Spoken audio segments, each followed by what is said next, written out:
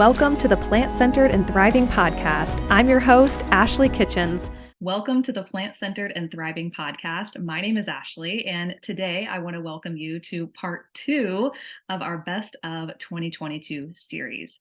Today we'll be sharing our favorite inspirational episodes from former clients and everyday people just like you that I hope will help inspire you going into 2023. If you are new to the plant-based world and you need inspiration to get started or just some motivation to keep going, this episode is for you. We are so grateful to all of you who have followed us throughout this year. We do this for you, and we are just so grateful that you're here and that you're so supportive of this podcast and the guests that we bring on. So thank you to you. Please enjoy part 2 of our Best of 2022 series. I have an incredible guest joining me today. His name is JT. He's an actor and began his plant-based journey after years of health issues and struggles with weight. He's been able to shed over 50 pounds, reverse his type 2 diabetes, and cut his high blood pressure and cholesterol medications in over half. Half, y'all.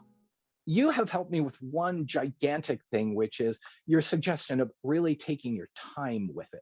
Because I'm one of those people, you give me something to do, Ashley, it's done, now what? You give me a form to fill out, you say, answer this question, I've done that, now what would you like from me? I tend to move through things pretty quickly.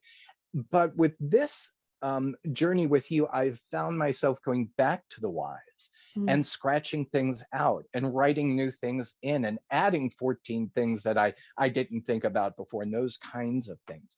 So that's been wonderful. And that sense of resetting and recommitting is something that's been incredibly helpful for me.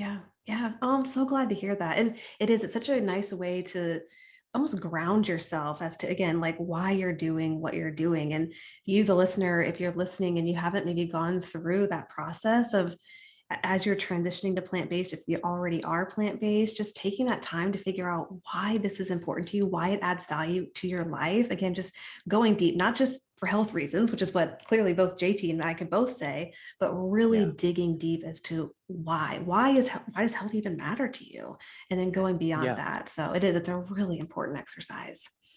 It's an amazing exercise, and it's almost never ending and wonderful in that regard. I keep on finding things I hadn't thought about. When I first lost my weight, and I try not to focus on the weight portion of it. Everybody comes in different shapes and sizes, and that's who they are. And that's beautiful wherever that is. But do you feel healthy and comfortable? And I didn't feel healthy and comfortable. And in losing the weight, one of the things I read about was that every pound you're taking off is like 4 pounds of pressure off of your joints. And for me, at the tender age of 63, running into high schools, teaching kids how to run around with swords and not injure each other, for me to take 200 pounds off my joints, I never imagined that I could feel this light and lively and healthy before. So, there's this constant discovery of really good whys that is consistently unfolding, which is wonderful. Yeah, since you mentioned that, I was curious if that did change how you were able to train other people, direct other people, hop around off on stage, all these things you have to do, if that had an effect on you physically with eating differently, with losing some weight. Just how that like changed things for you.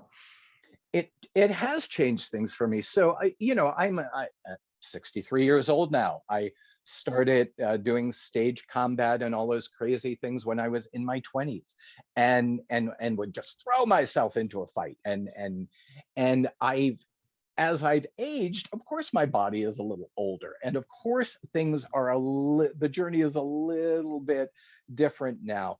But keeping those joints healthy, and not just because of the weight loss, but keeping those joints healthy with what I eat, and keeping away from the inflammation that I used to have kind of rampant in my body, just such a difference. I was choreographing Three Musketeers for a theater group maybe a month ago, and 20 something actors are learning to sword fight, and I keep on getting down into this really deep squat position. I'm like, this is where your knees want to be. You have to be this low to do this lunge right now, and they're all moaning and creaking and trying to get where I am. So it has made a tremendous difference in the way I do things.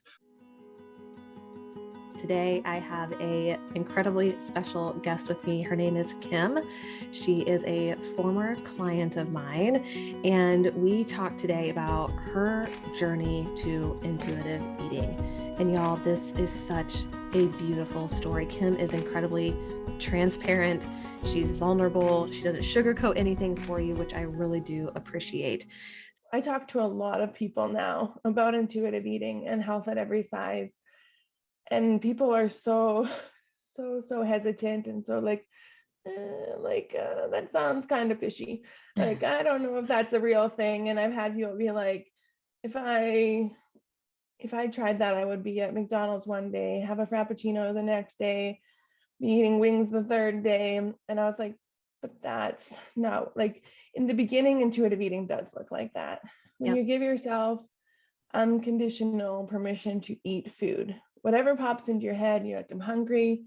You're looking in the fridge, all you see is lettuce and carrots and lean meats because that's what you shop for. And you're like, I really want a burger. Intuitive eating is going and allowing yourself to have that burger.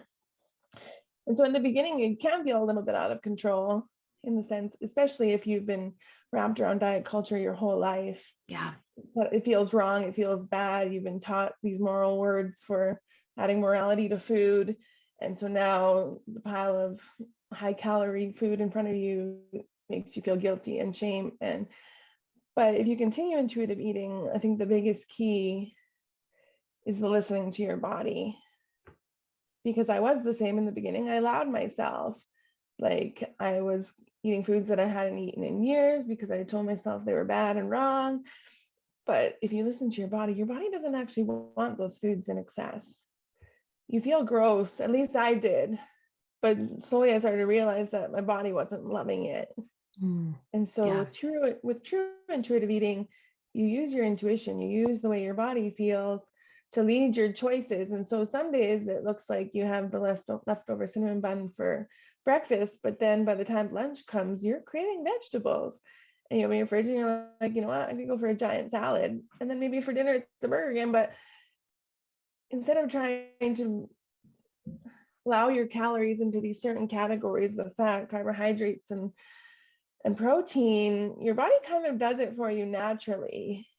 And I always like the quote of, like, in one moment it won't matter, it's what matters day in, day out. And if you kind of flow through what your body's craving, like, oftentimes you end up being balanced just fine as far as a high nutrient food and less nutrient food. Mm-hmm. Yep. And I find myself veering, like, we kind of get stuck in a pattern or a family of eating the same kind of meals for a good period of time. And then my body goes, no, you need to switch it up now.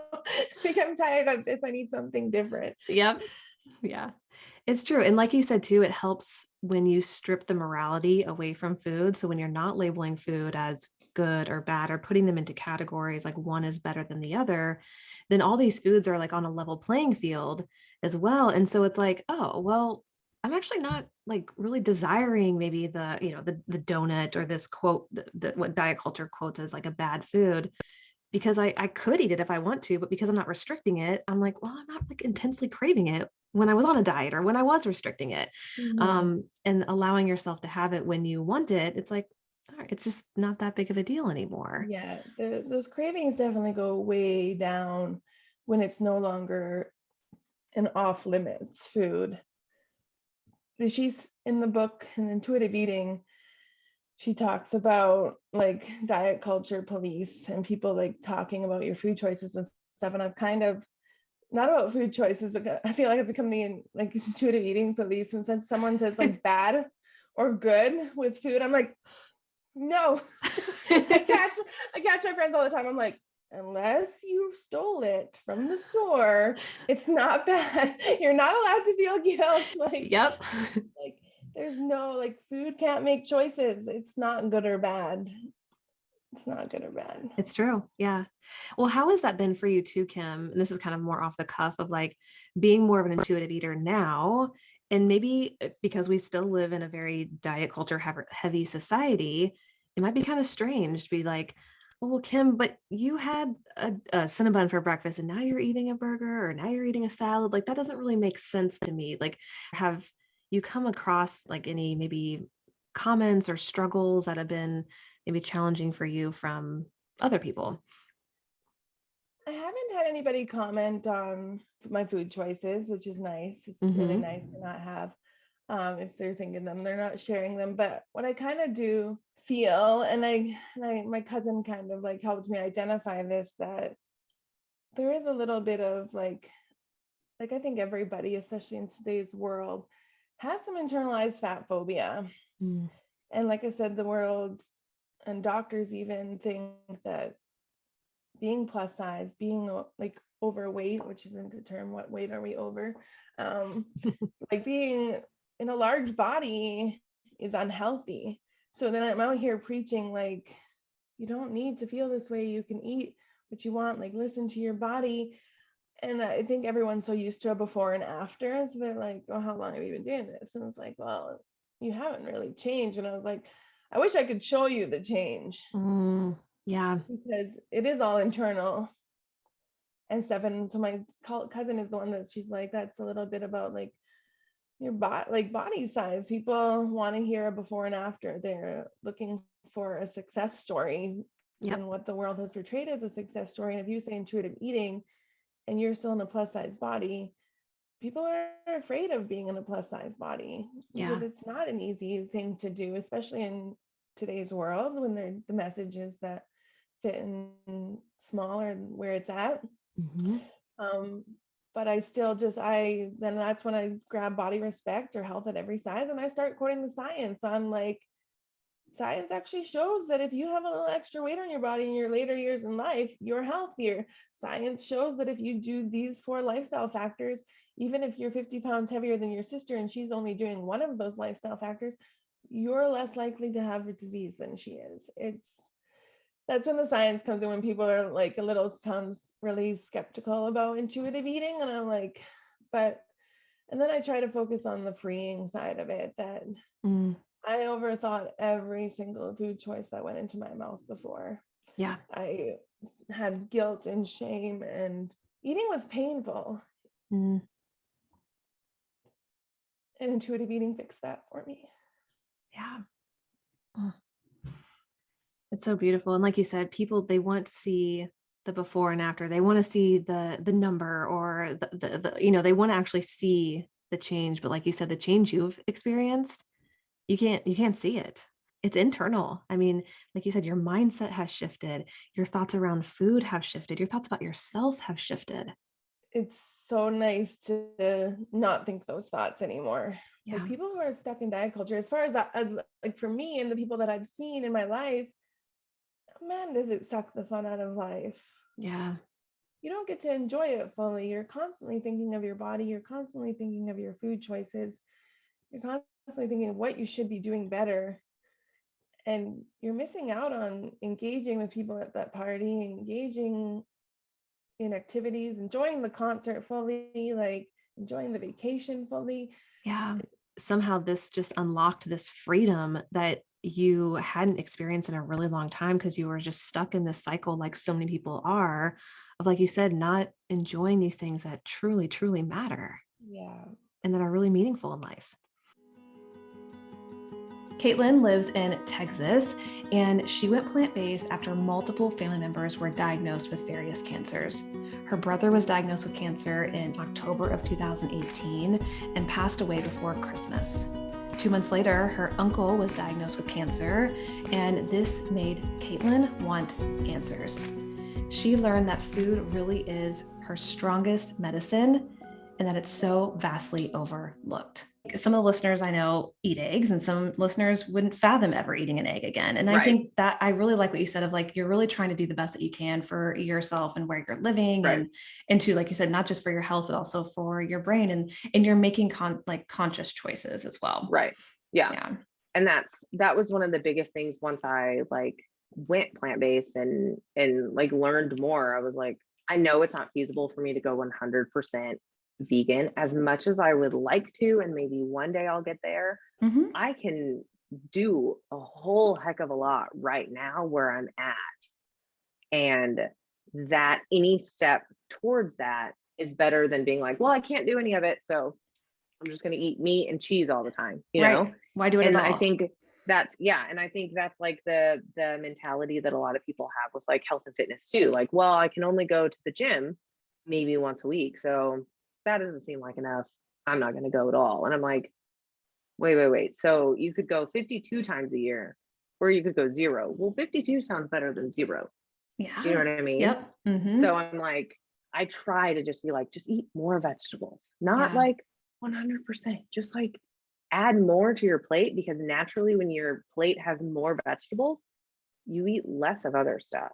Even if you do have chicken on there, if you have like half of your plate of like a mixed veggie medley or whatever, you're going to eat a smaller serving of chicken because you have other stuff on your plate that you need to eat, you know? Yes. Yep. If you're listening and you're really resonating with Caitlin's message, because maybe you've felt like you have to go 100% and you've sort of like just put up your hands because you can't or you don't want to, then hopefully what Caitlin is saying is resonating with you and kind of encouraging you to just give it a shot and do the best that you can with what you have access to or what's available. Yeah. And I mean, Brad, my husband, he'll eat a steak like once or twice a month. Like he eats really, really good most of the time. Like we cook a lot of our food at the house, all of that stuff. And even when he goes out to eat at work or whatever, he'll still get like plant-based stuff. Or if someone brings food in to work, he's like, here, you can have my chicken, and he'll eat the vegetables and the rice or whatever. I mean, it's so much better than what we were doing. So I give him crap because I'm like, that cow didn't live a good life, but it's still better than what we were doing. And I'm like, okay, I'll take it. Like you said overnight, let's go plant-based. I'm like, once or twice a month is better than every day, like some people. So I'm like, it's just a step forward. And like, that's the goal, is just do something, anything. And you will feel the benefits. Mercedes is originally from Texas, and she moved to North Carolina with her partner about 3 years ago. She became vegan 4 years ago after forming an incredible bond with her rabbit, Theodore. She enjoys recreating her favorite dishes as a child to fit her current lifestyle. So Mercedes, how was it for you as you were kind of going down this road of veganism to, like you said, you're kind of adapting some of these cultural dishes that you grew up with that are really important to your family. How was that? And how did that kind of go over? Obviously they love the tamales. We know that, but kind of how did that go for everybody? Mostly yourself. So I'm not going to lie and say it was super easy. It was hard because I grew up never seeing my grandparents measure anything. And they used a lot of chicken stock. They used a lot of, my grandparents grinded their own meat for tamales, and we would all help spread the masa and put the filling in there. And it was a big transition, as in learning how to like find things that maybe matched or gave me that same kind of like nostalgic feeling of eating all these great foods that they prepared for us. But there were times where I burned things or I didn't add enough flavor. And thankfully, Mike, he will not let food go to waste. So he just ate it anyways. And there were times where I couldn't. But, I guess just not playing around with it, but literally seeing what can I do? How can I modify it? And almost having it be like a challenge. Like, I really want to, if my parents, which my parents did visit North Carolina, if my parents come, how am I going to like feed them? Because they love all these foods. And finding out I can make, homemade tortillas with like cassava flour or like just anything better. And it's really cool because when they came to visit, my mom's numbers for her diabetes were so normal that her body was in shock from how Oh, normal they were. oh my gosh. Yeah, it was like, and Wow. it was so incredible, but so, also so sad when you think about it because of Yeah. what we eat and what we put in our bodies and how it really affects you. Yeah. Yeah. But yeah, overall it was like it's always really challenging, but it's really rewarding when I feel like I made something and it's my go-to. Yes. Yeah, absolutely. And speaking of nostalgic dishes, describe to us what you made, or describe to the listeners what you made for us, those of us who are sitting in the audience during your vegan Mexican cooking class. That was like so delicious. So I made a vegan birria, or vegan birria tacos, and I made a tres leches cake, which if you're in Texas, tres leches cake is like everything. It's everyone's birthday cake. It's my partner's favorite cake in the whole world. So like all the time, we would always get that. You can use the the birria sauce to by itself. You can eat it as like a soup. It's like I always call it like a fancy quesadilla. Is what I call it because Yeah. it is kind of what it is. But it's fried and it's so good. I used jackfruit, but I've used, my partner kind of is funny. He'll call me like a bougie vegan because I'll get like sometimes I like, the sweet earth chicken and like shred it up even more. Yep. Or sometimes I'm like, you know what? I'm too lazy and I'm gonna go get jackfruit. Or I want to be more cost effective with our budget. So I'm gonna use mushrooms or so you can do so many things. Why I love it because it's about the sauce, honestly, and that kind of is what makes anything in that feeling taste good. So Yep. And one thing that I took away, well, I took a lot of things away from your cooking class, but one thing in particular was when you were talking about the jackfruit, because you know how jackfruit sometimes has like an off taste, or you're like, oh, this is definitely jackfruit just because it has a strong flavor to it. One thing that was really helpful that I learned from Mercedes for you listening was that you rinsed your jackfruit multiple times, and oh yeah. you recommended buying young jackfruit. Was that right? Yes, young jackfruit. And the flavors are completely different. Even if you just pop open a can and you taste it like raw, it's definitely like the flavors are so different. So I will do that a lot. I'll like open cans everywhere and like try things. But young jackfruit also just shreds better. You can marinate it. You can make like street tacos, like a steak style. You can do so many things with young jackfruit. Yeah. And I will say too, and Mercedes knows this, I recreated her tres leches cake and it was not as good. It was still delicious, but I'm like, oh, Mercedes was just so good. She set the bar so high. Oh no. It was probably was it the milk? Did you use the milk? You used all the coconut. I did. I used all the, well, I was actually really glad to find, so I found the evaporated coconut milk and then condensed coconut milk at Whole Foods, which was great. But Mercedes, I use some not some, I use gluten-free flour. And I think No, that's fine. that was Yeah. like the difference. So Oh, I need to okay. test it a little bit more. Yeah. But Yeah, Mercedes, no, I'd love to know like anything that you test yeah. because yeah. Yeah. Well, it was funny because I made it for someone's birthday and everyone loved it. But I'm like, oh, Mercedes, I don't know. She just had something. It was just so much better for some reason. So it was still really delicious though. Oh, yay. Well, that makes me happy. Yeah. Yeah. Yeah, absolutely. It was so fun. Well, so for someone who is listening and is kind of maybe kind of where you were 4-ish years ago and struggling, they feel this pull to make the change, but maybe there's some strong cultural ties to the food that they're a part of, or the family get-togethers that they go to. What would you say to someone who's maybe thinking about transitioning or transitioning now, and there are some pain points or some struggles that keep arising? Oh man, I think at the end of the day, really knowing why this is for you and like kind of sitting down and soaking in that, knowing, why you're doing it is so much bigger than like 5 minutes worth of food, because it doesn't just, like I said, it benefits animals, obviously, but it benefits your health. And I love my culture. I love, I love my family so much, but that does mean I want to have, you know, their genetics when it comes to disease and and getting these horrible things like diabetes and having strokes and cancer. And I don't want any of those. And you can still eat so many things that remind you of who you are and where you come from without without harming something or harming yourself. And I think that I always have to think to myself, my body does so much for me, and I need to take care of it just as much as it takes care of me. I have a very special guest with me today. Her name is Rihanna. She went plant-based a couple years ago after her doctor gave her two options. She would either need to start cholesterol medication and be on that forever, or she would most likely have a heart attack by the time she was 40, like her dad did. So what did she decide to do? She decided there had to be a third option.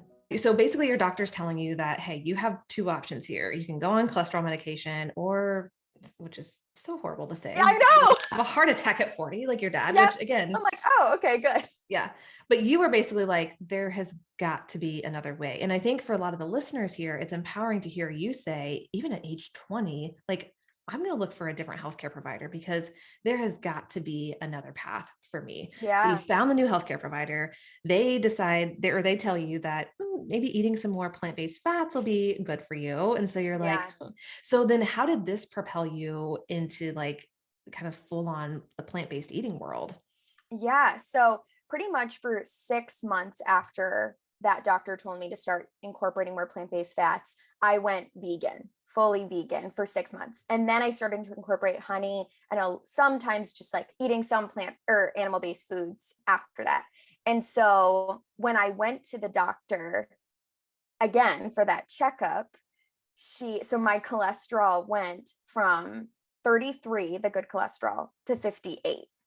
So yeah. So that was after I started eating plant-based. Yeah. So that really was inspiring. I'm like, okay, this lifestyle actually works.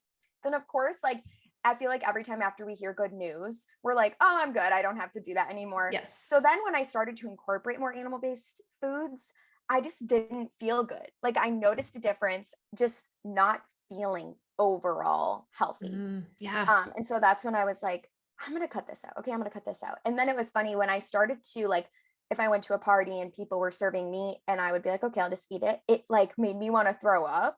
Like it like just everything around it. Like, I'm like, how did this get to my plate? Like, and then I started watching documentaries and I'm just like, the more I just do research and think for myself and really focus on how I feel, the better I feel. And it's funny because I actually go to a workout locally. It's called Camp Gladiator. I don't know if you've heard of it. I haven't. They actually are all up and down the East Coast, but it's like HIIT, high intensity, and and you have a trainer. Anyways, love my trainer, but I was like, I want to build muscle. And so she was like, okay, well, you need to start incorporating more animal-based foods. You need to start eating more chicken, more cottage cheese. So that I actually started to do that to like build more muscle. And I just felt terrible. So pretty much like ever since the doctor, I just like kept going back and forth of like, okay, I'll try this. And now for the past 6 months, I've been fully plant-based and I will never go back because I've realized I've taught myself through trial and error what works. And I just truly feel the best when I'm eating plants. Primarily.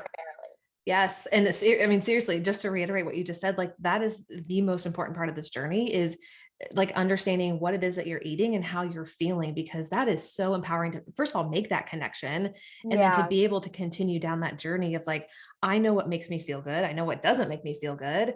And to just, again, continue down that path of this makes you feel good. And this is what I want to keep on doing because of that. And that's what it makes it so much easier to continue down that journey because of it. Right. Absolutely.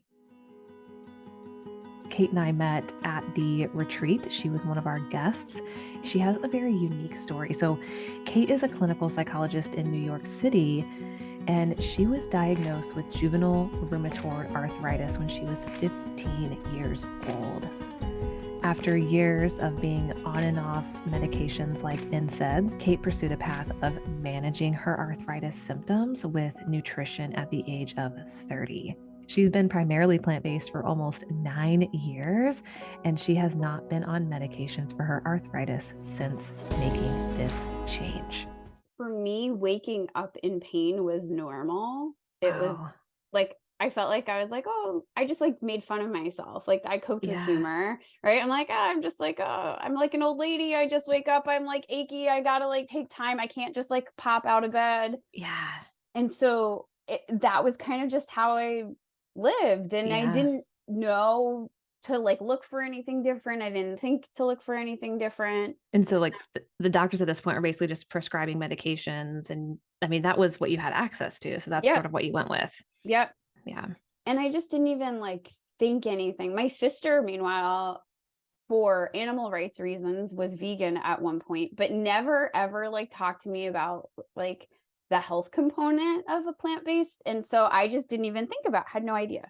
And then I was talking with a friend and colleague at work who also works in my same community, same population. And we both had young friends who had breast cancer. And so this whole all started, I wasn't even looking for something for my arthritis. It was just we're telling a story about having young friends with breast cancer. Yeah. And we both were having this like freak out of like, we know that not all cancer can be prevented, but we do know that some things can be prevented. We know there's genetics, we know, right? Like we know there's all these different factors. And we both just decided, we're like, well, we heard about this book, Eat to Live. Oh, yes. And so I was turning 30, and after I turned 30, I decided, I was like, I'm literally transitioning jobs. I'm going from this one job on Long Island. I had been doing a crazy commute. I was like not feeling great in my body, couldn't squeeze in exercise because my commute was like an hour and a half each way. It was just like, oh my gosh. Yeah. And I literally went on vacation. I was sitting on the beach in Jamaica and I was reading Eat to Live. Oh my gosh. Some light reading for the beach. Sitting there, I'm reading Eat to Live, and I'm like, everything I'm eating in this like all-inclusive vacation, I was like, well, this is the last time I'm eating this. Yes. And I just sort of like decided while I was on the vacation that when I got back, I was done eating that way. Wow. And learned so much from Eat to Live. And now having like learned, I mean, that was 9 years ago. So having learned, you know, more and more, I definitely see like the value of what that book offered. I also see things now that I disagree with, but I am, you know, grateful for how it really precipitated my plant-based journey, because literally I would say within like a month or two of being plant-based, I didn't wake up in pain anymore. Wow. For the first time in probably a long time. In like 15 years. Yeah. Wow. Gosh, what was that like? And did you make that connection so, of like, oh, it might have something to do with the way I'm eating? So kind of given, you know, my background as a psychologist, I was like I was doing a lot of the background research, like, okay, they made this reference. Let me actually go look at that study. Like, what is the research? And so I went into like making plant-based adjustments with like a very specific goal in my mind of reducing my body's inflammation. Wow. That was the why, right? Yeah. Like it was like, okay. And not even thinking like I want to reduce my symptoms necessarily. It was like, I want to reduce the level of inflammation in my body, and like what will happen if I do that. Yeah. Yes. So why not give it a try? That was what happened. I like noticed right away. I was like, hey, my joints don't hurt. I'm not swelling. Even like response to humidity, right? Like when it's humid, my hands used to swell. Yeah. Nope. None of that anymore. Wow. Andrea, she works as the director of business development for a civil and structural engineering firm. She moved to a vegan lifestyle about 9 years ago after reading the China study. So Andrea, I know I've followed you for quite some time. I know a little bit of your story because we have some overlaps in how we were raised, but I'm very curious for you to kind of take us back to what life was like growing up, what food looked like, and then how your vegan journey started to come about. Yeah, so growing up was very much meat and potatoes. maybe some carrots, lots of meat and potatoes, lots of roast, lots of spaghetti with meatballs, like those types of meals. I was a ridiculously, like embarrassingly looking back at it, I was such a picky eater. But it's because I really wasn't exposed to very many things. I always joke because I never had asparagus until I went vegan. Like, how is that? How is that a thing? Yes. Like, how is that a thing? So about 10 years, well, so rewind a couple years, I had a friend of mine who, she said, you know what? She called me and she said, I think I'm going to go vegetarian for Lent. And so, on the phone, she lives several states away. And I was like, well, oh, okay. You do you. And so then I laugh and say, then the next year she started brainwashing me. Of course. I joke. Yeah. She's like, Andrea, you should read this book. You should watch this documentary. You should do this. You should do this. So then the next year rolls around and she says, hey, I think I'm going to go vegan for Lent. And again, same conversation. Okay, sounds good. I know you're a good cook. Like, Yep. You do you. And so then she really kind of started pushing it. Like, Andrea, you drink 2 gallons of milk a week.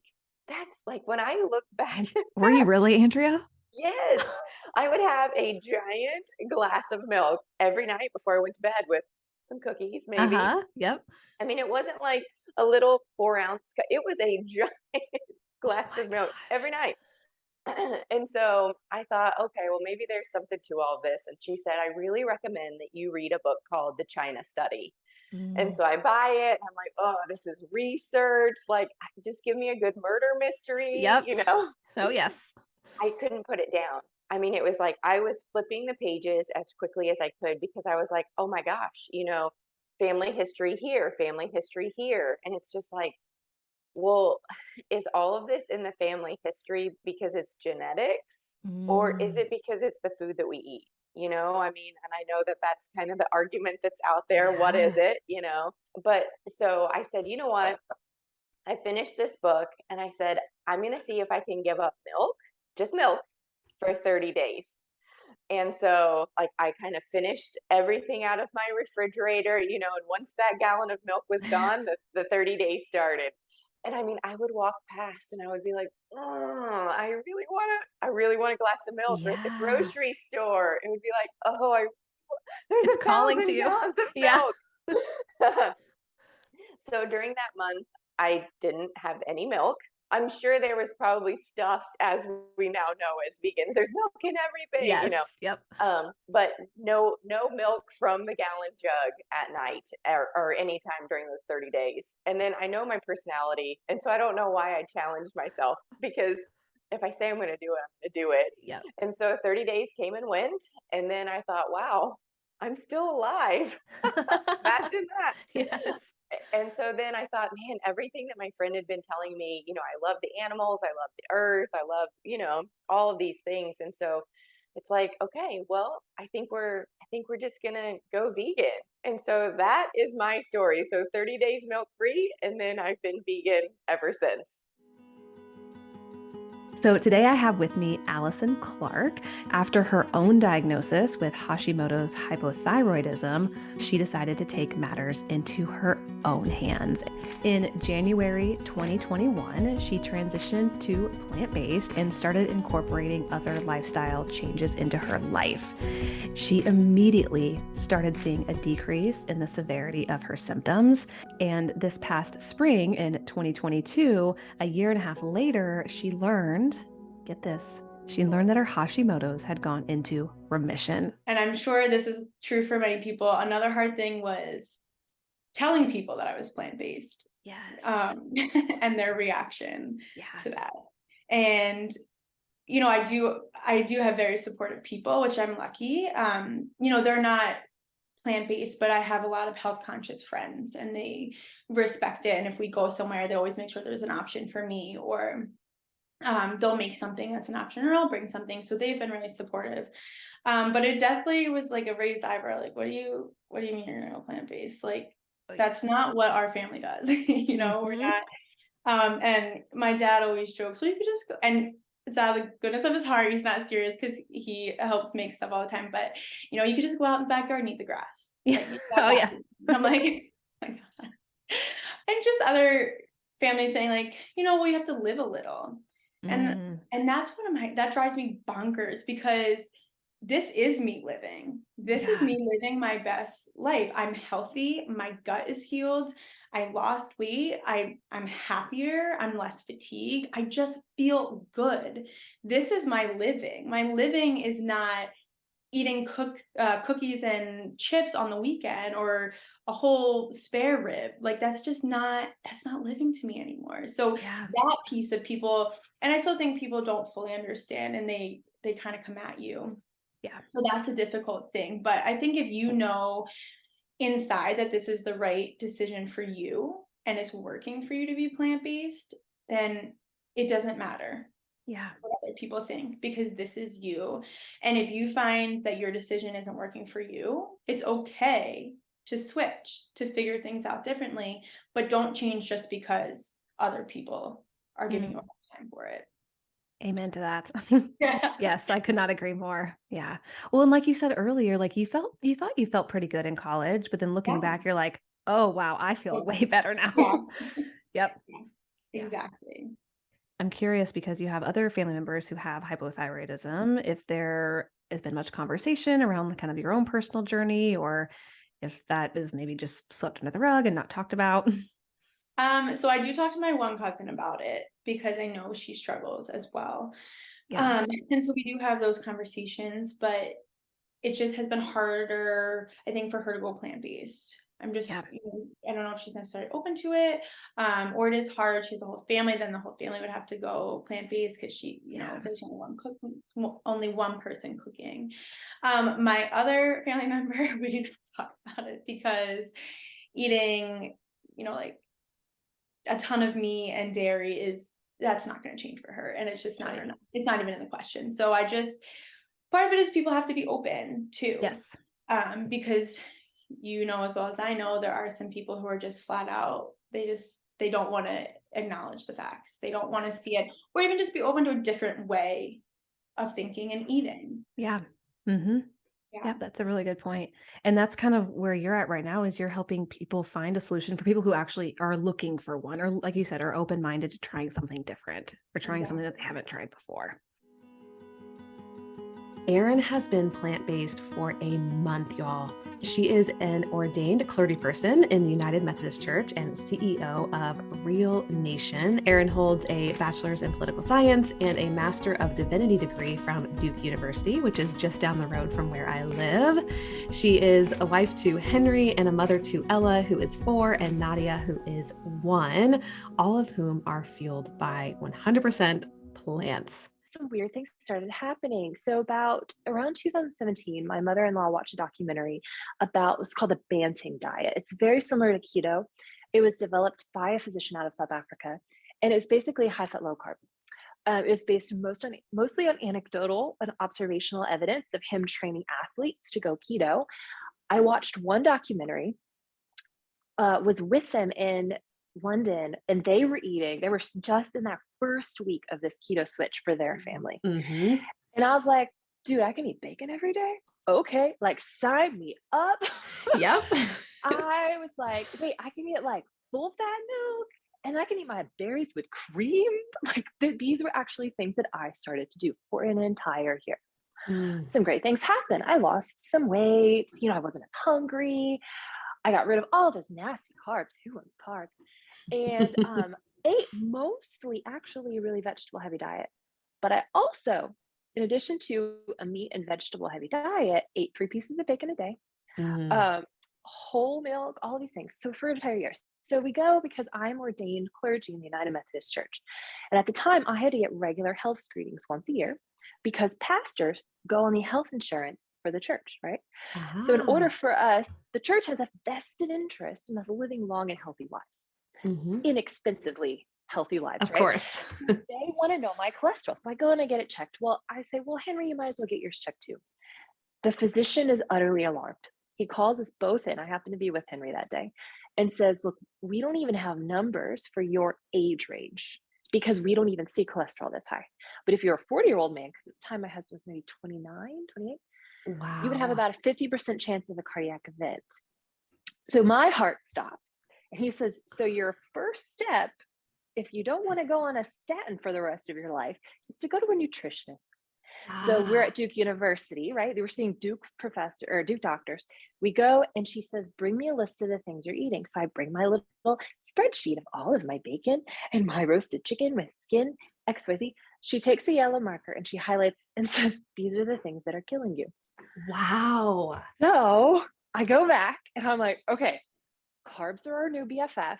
Yeah. But we're going to be complex, right? I became like the quinoa girl and the brown rice because I'm starting to get into fitness at this point, right? At this point, I've sort of like, I'm getting pregnant, I'm having a kid, I want to fit in my jeans, I'm too cheap to buy new clothes.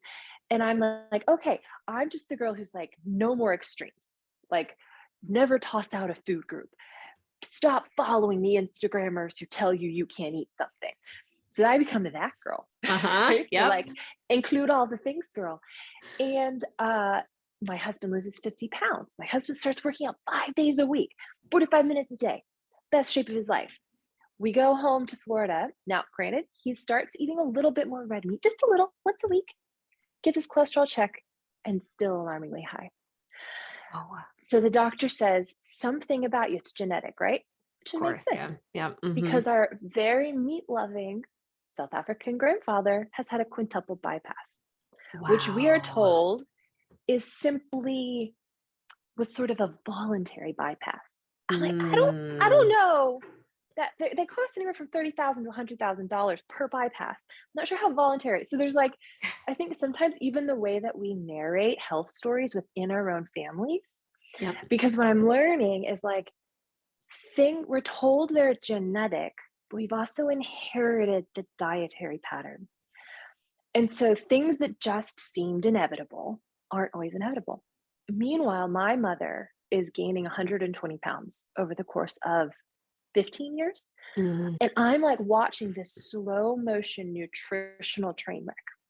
So my mother struggled with chronic depression, in and out of hospitalization over the course of her life, and really emotional eating. So brownies she would actually put butter on her brownies, like you're buttering toast. Yeah. And a lot of like hiding things, stashing candy bars and things. And so a lot of my leaning into nutrition was a fear of my own future, that I was going to repeat. My mother contracted type 2 diabetes, stroke level blood pressure towards the end of her life. And eventually on her 67th birthday, she went in because she was having chronic shortness of breath. Mm. And so they did a heart catheterization, which was supposed to be an outpatient procedure. So they actually put the entire catheter in. Yeah. Couldn't see anything immediately. Take the whole catheter out. She should be walking home now. She goes into cardiac arrest. She redlines in the doctor's office. So they bring out the panels. They bring her back to life. She dies again. They bring her back to life 6 times. My mom died and was resuscitated. So at this point, I fly home from New York. My mother is in a medical coma. They're letting her brain cool off because of all the electricity that's now flowing through her body. And when we get there, we do our MRI, and there's basically no neurological functioning left. Mm. And so by the age of 31, I had removed both of my parents from life support. My dad was in a traumatic motorcycle accident with brain trauma, $500,000 medical bills. And then my mother now, cardiac arrest. I watched this with my mother. I watched this with Henry's grandparents. And now my husband's sitting in that hot seat, right? Right. Yeah. And I was just like, not another one. I'm not doing this again. So I stumbled upon a podcast by Deliciously Ella. Do you know her? I do. Uh-huh. Deliciously Ella. And like somehow, I think I was just like Googling like nutrition things, like cholesterol. I think I just typed in cholesterol because I was looking for a way to tweak my husband's diet. For instance, I've always wondered about eggs. They're like an on the table, off the table in the media thing. They sure are. Yep. And we were eating like 6 eggs a day as a family. Mm-hmm. But they were from Happy Chicken. In fact, I live in the south of England near the Surrey Hills. We have the happiest chickens around. Of course. I actually got my eggs and my chicken delivered to my door from a real live 2021 milkman in my English village. So I'm like, I'm doing it right. Okay. Yeah. But I'm nervous because of this whole cholesterol thing. And I think that's how I stumbled upon this podcast by Nutritionally Ella and a plant-based nutritionist she was interviewing. Then the second most popular podcast after hers was Dr. Greger's Nutrition Facts. Mm-hmm. And he had a whole series on cholesterol and statins and their efficacy. And at the end of every one of his episodes, he'd always be like, but of course, if you want to avoid heart disease, stroke, Alzheimer's, da, da, da, da, you could merely do that with a plant-based diet. And I was like, huh, why didn't anybody tell me this? Michelle Bowman comes on the show to share the story of her and her husband, who are now both living plant-based lives together. They are empty nesters living full-time in an RV, and recently they had to make drastic changes when Rick had a very serious health scare. And she does mention several numbers. So I want to go through and just give you sort of what the quote normal ranges are, so that when she does share these numbers, you know how drastic they are. So she mentions triglycerides, that is the fat in your blood. Ideally, triglycerides should be under 150. She mentions total cholesterol. Ideally, that should be under 200. She mentions Rick's blood sugar levels. Ideally, those should be under 100 if you're fasting. And then she also mentions A1C, which is basically the measurement of your blood sugar levels over the past 2 to 3 months. And ideally, that should be under 5.7%. When we saw the results of 8 weeks of whole plant-based eating, I'm like, we got to tell people about this. Yes. So here's where we're starting. So I guess take us back to even before you started your plant-based journey. What was kind of going on with you and your husband at the time? So, to be honest, we have tried, and mainly for losing weight. In the past, we've tried every kind of diet. We even did carnivore, and I think, that's what got him into this situation. He did carnivore. I was gone to help my mom with my dad. He was ill, and he was eating bacon cheeseburgers every night. Like that was his meal, because they were already cooked burgers from Costco, and he was using the already cooked bacon. And he did say he was having a little bit of twinge in his chest, but nothing major. But we know that we need to eat right. So you try to do whatever it is you need to do. But this time it was not really about losing weight. It was whether he wanted to live or not. Wow. So basically he was given this, almost sounds like an ultimatum of like, you keep going down this path and we know what's going to happen, or you need to change something.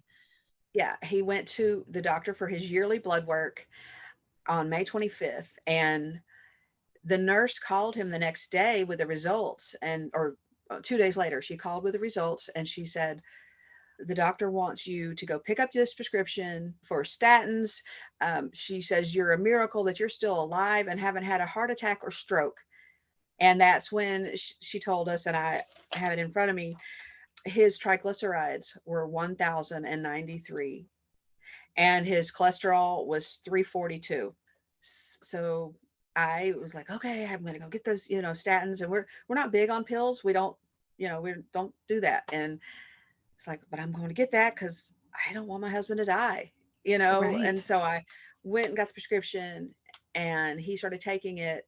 And this same day he came home sick from work, and he thought these aches and pains in his back and legs were part of that when he started taking this medicine, the prescription for cholesterol. And after a few days, it got worse. I mean, he was up, he couldn't sleep. His back and legs, he was in the worst pain he'd ever had. And he's had a kidney removed. So, I mean, he said, this is worse pain than that. And I started looking, I'm like, I better look up the side effects of this medicine. So after about 5 days in, him being in horrible pain, I look it up, and I said, back and leg spasms, horrible back and leg spasms. I'm like, okay. I said, we need to get you to the ER, and you need to stop taking that. And so we took him, they gave him a couple shots and muscle relaxers, in which he doesn't like to take any kind of narcotics anyway. Yeah. So he did for a couple of days just to get the edge off till the medicine got out of his system. And that's when we realized, okay, you have to do this totally by eating completely. We've got to do this and see what is it that helps lower cholesterol. So I went to Google. Of course. I went to Google and started searching, and it all was saying plant-based. And I was like, okay. oatmeal and fruits and vegetables and not a lot of fat and oils. And I was like, okay, so I need to go start following some plant people on Instagram that are, so I can get used to cooking this way and learning more stuff and get inspired, because I'm going to support him and do whatever I want that's going to help him. I'm certainly going to do that because I love him. And, I was like, okay, so I'm going to do this too. And we did that. And I have to give him a big shout out that even while I was actually gone for 6 weeks, I had to leave again during this time. I had to leave for 6 weeks, go help my mom, take care of my dad. He was in hospice and sick. And he fixed the food and things that I told him to fix. He did the shopping, packed his lunch, came home every day, would fix his food, and he did it. So I can't take much credit for it besides getting him started and telling him what he couldn't eat, what he could. Right. So, but when he went back after 8 weeks, his cholesterol was 342 and went to 241. That's huge. And the triglycerides was what blew us away. It was, 1,093 to start, and it was down to 280. Wow. And the doctor was amazed. She said, "What did you do?" Because she really didn't tell us what to do. Yeah. She didn't tell him. I mean, it was just, he didn't go back in there because he had gotten sick and they weren't taking patients in the office, doing these telehealth visits. And so she really didn't even say anything about so we had to figure it out on our own, and thankful for people, experts like you talking about it and saying, okay, this is how you do it. This is what you do. And so we just, we've been learning, we're beginners still, but the fact that it went down so much in 8 weeks, I mean, we cried happy tears. We were so like, okay, because we had people saying, well, what if that doesn't work? Why are y'all doing this? When it gets low again, you're going to go back to eating meat? Like, no. And the reason is because we watched a couple of documentaries like What the Health, and then we watched Forks Over Knives, and the science is there and the proof is in his blood work. We can't, nobody can deny that. Yeah, absolutely. I mean, you cannot deny those numbers. I mean, those were staggering numbers to begin with. And then to see those results, eight weeks, y'all, not over the course of a year, that's 8 weeks time of changing your diet. Until next time, keep thriving.